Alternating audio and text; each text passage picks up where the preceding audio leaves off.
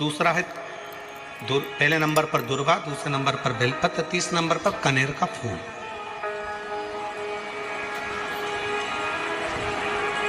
कोई अच्छा कार्य करते करते कई माताएं ऐसी होती हैं जो अपने प्रेम करती हैं परिवार से, ऐसा नहीं कि नहीं करते, स्नेह करते हैं। कई पुरुष भी ऐसे परिवार से बहुत प्रेम होता है, स्नेह होता है, पर अंदर कहीं ना कहीं ऐसा लगता है मेरा बेटा वहां जा रहा है, कुछ गलत ना हो जाए। कभी कभी ऐसा लगता है कि ये काम होने वाला है और इसमें कुछ गलत ना हो जाए। कई बार शादी पक्की हो रही है, रिश्ता पक्का हो रहा है, या कोई घर में अच्छा कार्य हो रहा है और मन में संशय उत्पन्न हो जाता, कहीं गलत ना हो जाए।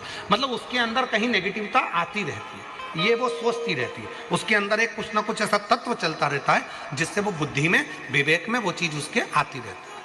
तो शिव महापुराण में गजासुर की कथा कहती है कि गजासुर ने भगवान शंकर से वर मांगा कि मैं जब आपका भजन करूं, तप करूं, साधना करूं, तो मेरे पास में ये अग्नि मेरे चारों तरफ हो जाए, जिससे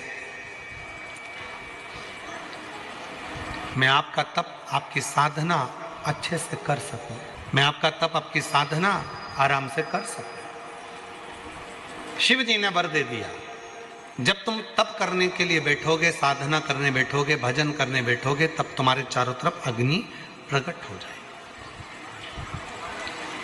जिन माताओं को, जिन भाइयों को, जिन बेटियों को, जिन बेटाओं को, जिन मेरी बुजुर्ग माँ बाप को ऐसा लगता है, अंदर से ऐसा महसूस होता है कि कुछ गलत होने वाला है, कल कुछ गलत होने वाला है, मेरे पति के साथ ये गलत होने वाला है, मेरे बेटे के साथ ये गलत होने वाला है, या मेरे साथ कुछ गलत होने वाला है, जिसकी बुद्धि में केवल नेगेटिविटी चलती रहती है,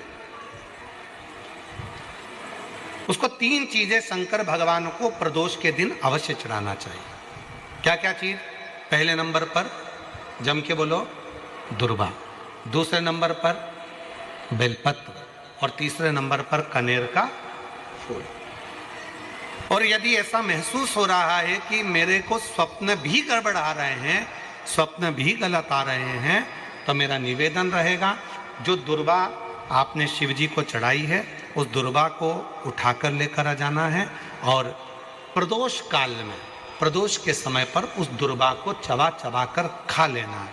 जिसकी बुद्धि में गलत चीजें आती रहती हैं, गलत विचार आता है, बात अपने हृदय में उतार कर रखिए। जो बेटियां ससुराल में दुखी हैं, बहुत कष्ट में हैं,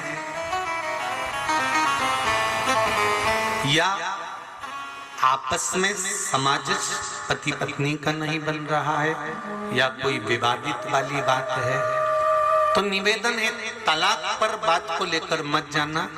एक बार बाबा देवाधिदेव महादेव का एक भाव जरूर प्रकट करना, महाराज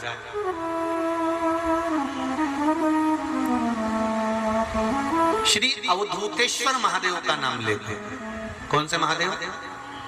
अवधूतेश्वर महादेव का नाम लेकर थोड़ी सी मूंग, हरी जो मूंग होती है, उस मूंग को गला लीजिए पानी में। गलाने के बाद में उस मूंग को शिव मंदिर में ले जाकर भगवान जो नंदीश्वर विराजमान होते हैं वहां रखकर 7 बेलपत्र उस मूंग पर चढ़ा देना। चढ़ाकर बेलपत्र मेरे देवाधिदेव महादेव को अवधूतेश्वर महादेव के नाम से समर्पित करते हैं। वो मूंग उठाकर गौशाला में, या आपके रोड पर कोई नंदी दिख जाए, या गौशाला में कोई नंदीश्वर हो, तो उस नंदी को वो मूंग खिला दीजिए थोड़ी सी। 3 या 4 प्रदोष करोगे, तलाक तक बात नहीं पहुंचेगी, आपस में प्रेम बढ़ जाएगा, बेटी को सम्मान मिलना प्रारंभ हो जाएगा, और टेंशन समाप्त होगी, परिवार नहीं टूटेगा।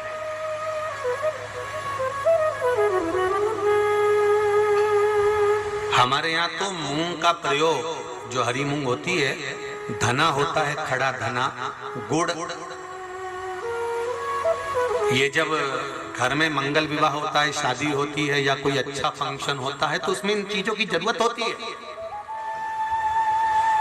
कभी आपने अपनी सासू माँ से पूछा कि मम्मी ये मूंग क्यों रखते हैं, ये गुड़ क्यों रखते हैं, ये खड़ा धना क्यों रखते हैं, ये तो सब दाल का सामान है, ये तो सब वहां रसोई घर में होना चाहिए, फिर ये पूजा की थाली में इसको क्यों रखते हैं, उसका कारण क्या है?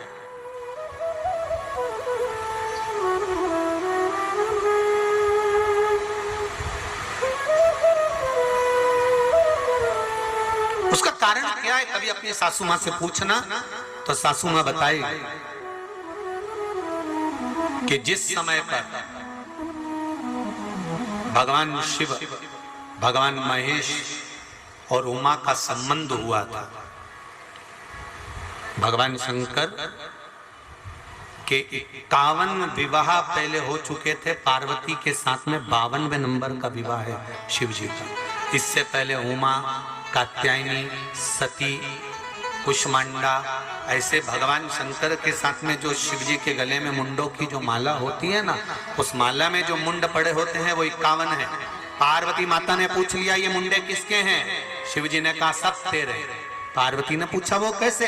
शिव जी कहते हैं तू इतने बार प्राणों को छोड़ चुकी है और जितने बार तू प्राण छोड़ती है उतने मुंडे में गले में धारण कर लेते हैं। उमा और महेश का जब विवाह हुआ था, भगवान उमा और माता उमा और भगवान महेश का जब मंगल विवाह हुआ था, उस विवाह के समय पर माता उमा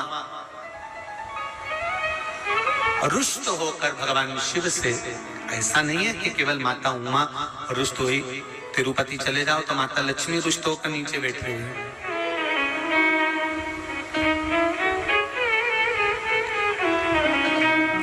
इंद्र जी का दर्शन करो तो इंद्राणी पारिजात के वृक्ष के लिए रुष्ट होकर,